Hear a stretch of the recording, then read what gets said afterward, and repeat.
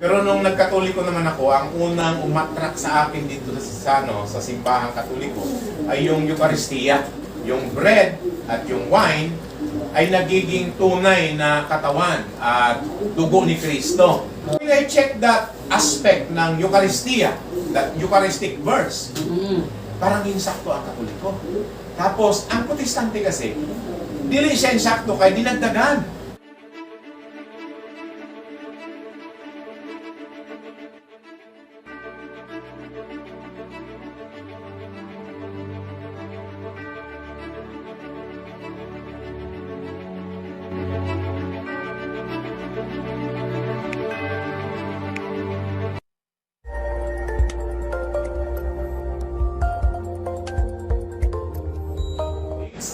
Pero nung nagkatoliko naman ako, ang unang umatrak sa akin dito sa simbahang katoliko ay yung Eucharistia.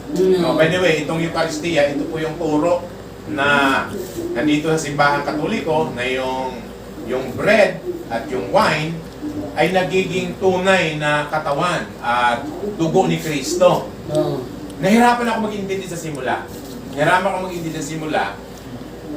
Kasi hindi nga kami halos tinuruan ng ganun eh. Tapos pinaniniwala nila kami that bread and that wine ay symbolical in nature. Kaya dito sa akin medyo nakuratan. Ano yung nakuratan sa Tagalog? Nagulat na tinuro ng Katoliko na hindi yan symbols. It should be the body and the blood of Christ. Wow! Siyempre bilang pastor, bilang seminarian, Tapos, chinik ko yung Bible. Mas tama yung Katoliko. Kasi ang nakalagay talaga sa Bible, yung doon sa John chapter 6, almost the whole chapter ng John. Sabi ni Christ na ang sino man kakain ng aking katawan, tapos iinom ng aking dugo, ay magkakaroon ng buhay na walang hanggan. Parang ganun ang essence ng sinasabi niya, the whole of chapter 6, Kailangan kang kumain ng katawan, kailangan kang uminom ng kanyang dugo, kasi kung hindi yan, hindi kanya kasama. Hindi ka kaparte ng kanyang katawan. Tapos, pag dumating ka na doon sa katapusan ng buhay niya, sinabi niya nung ang tawag yan ay Lord's Supper, yung Last Supper, Wibis Santo na gabi, nung katapos ng panihapon, parang kinuha niya yung pan. Tapos kasante, this represent my body. Saan salitang represent my body? Wala sa Biblia yun, Brother Janto. Kahit anong check mo ng anong version, kung ka sa Greek, wala talaga yun. Yun sabi niya ang kahulugan na nasa isip ni Kristo. Kasi si Jesus sila. Pero dugang lang yun. Ngayon, ako kailangan ako magkaroon ng sariling judgment. Kaya mo pag-aralan ulit ang text, kahit anong aral ko talaga, lumalabas pa rin na mas tama yung Katoliko. Tama yung posisyon ng Katoliko, mas exegete, tama yung kanyang text, tama yung kanyang exegesis. Sabi ko, ang Katoliko ang tama, sayop ang Protestante along this Eucharistic issue because they added something. So ngayon, ang problema ko na lang, I wrestle on the question, paano talaga nagiging blood ni Jesus, yung wine, paano naging katawan, yung bread? Now, siguro dito pumasok yung nalaman ko sa Alliance na omnipotent ng Diyos. Omnipotent. Na God is omnipotent. Kung siya magsabi, bakit ka magtatanong? Now, kung paano yung naging bread, siguro hindi ko dapat problemahin.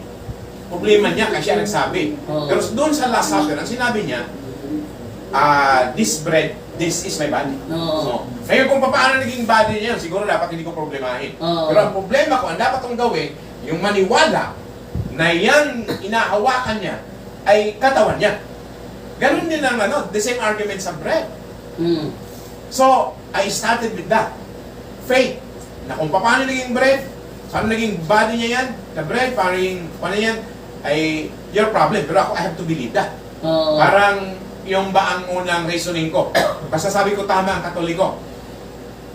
Habang tumatagal yung pagkakatoliko ko, parang lumiliwanag ang issue na ito. Kasi minsan, sa simbahang Katoliko, ipinaliwanag nila na ito palang bread na tawag nila ostia. Bread. May tinatawag itong accidents in substance. Tapos yung naging katawan ni Kristo dito ay yung substance, hindi yung accidents. Ano ba yung accidents? Dili accident, brother dyan. Accidents. Ang accidents ay yung ustya, lingin man yan. Lahat ng adjectives na nakikita mo. Yung sa ustya, whether lingin, puti, whatsoever, accidents ang tawag doon. Yung accidents na yan, meron ding essence. Meron din yung essence o substance. Yun ang naging katawan.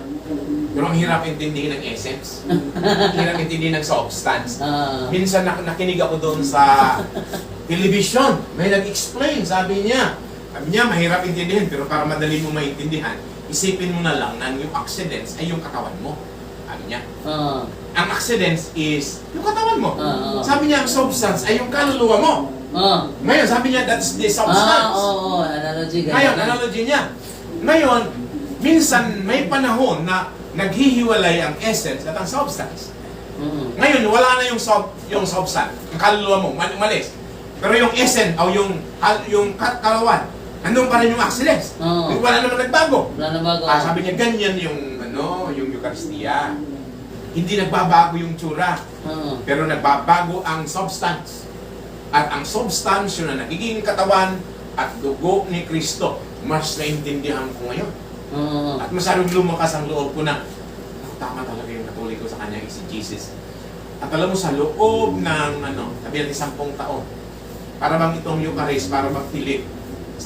Para bang pilit, para pandikit. Na kailangan ipilit kita dito. Hindi mo naintindihan ng maraming doctrines, pero dito, pilit ka. Tapos, kahit anong study ko talaga, that doctrine is still attractive to me. Tapos, sinabi ni Christ, do this in memory of me. Kahit saan ka. Ngayon, alam mo, ang Katoliko lang nag-o-observe niyan. Halos walang ibang grupo. Wow! To make His message known is our responsibility. So here we are to pledge our lives to the Lord of eternity.